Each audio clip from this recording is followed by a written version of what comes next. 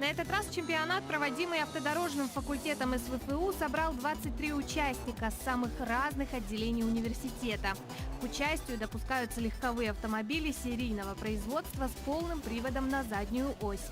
Одной из главных особенностей мероприятия – отсутствие денежных взносов от участников. Также в этом году впервые в чемпионате участие приняла девушка, заслуженно получившая приз зрительских симпатий. Гонки происходят в паре, то есть вот именно в этом и происходит красота, что синхронность движения, они не должны столкнуться, не должно никаких происшествий произойти, они должны пройти поворот именно вот в состоянии заноса и наиболее плавно пройти этот маневр.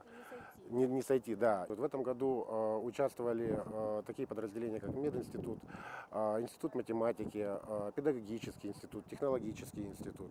С каждым годом подразделений университета круг расширяется. В этом году, как ни странно, ни один представитель автодорожного факультета не победил на данном чемпионате, что, конечно, для нас это было такой необычная ситуация, да. Братья Лемешевы готовились к гонкам с прошлого года, и результат дал свои плоды.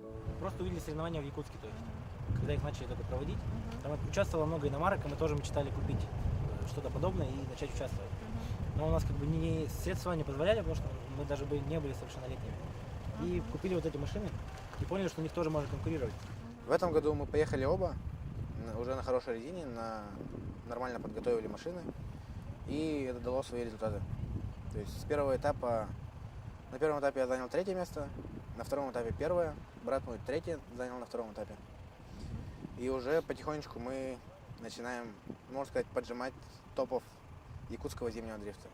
Николай Никитин увлекается автосимуляторами на протяжении 10 лет. В дрифте попробовал себя всего месяц назад и сразу показал результат. 3-е место на чемпионате. А почему решили именно дрифтом увлечься? Чем он вас так привлек? Ну, бюджетный, более-менее. А кольцевые гонки не слишком дорогие, получается. Ну и дрифт, как бы зрелищный вид спорта. Для выпускника автодорожного факультета Василия Татарченко управлять автомобилем не только увлечение, но и специальность. Будущих участников он призывает не бояться и пробовать свои силы. Ну, взять, во-первых, заднеприводный автомобиль можно от отечественного автопрома. Ее не жалко, потому что часто бывают контакты при парных заездах. На первых этапах трассу расчищают, ну и там пробовать надо. По городу-то нельзя не поездить. Одно из самых зрелищных мероприятий ледового дрифта этой весны завершилось, но повторится в следующем. И кто знает, может быть, именно ты станешь лучшим пилотом СВФУ.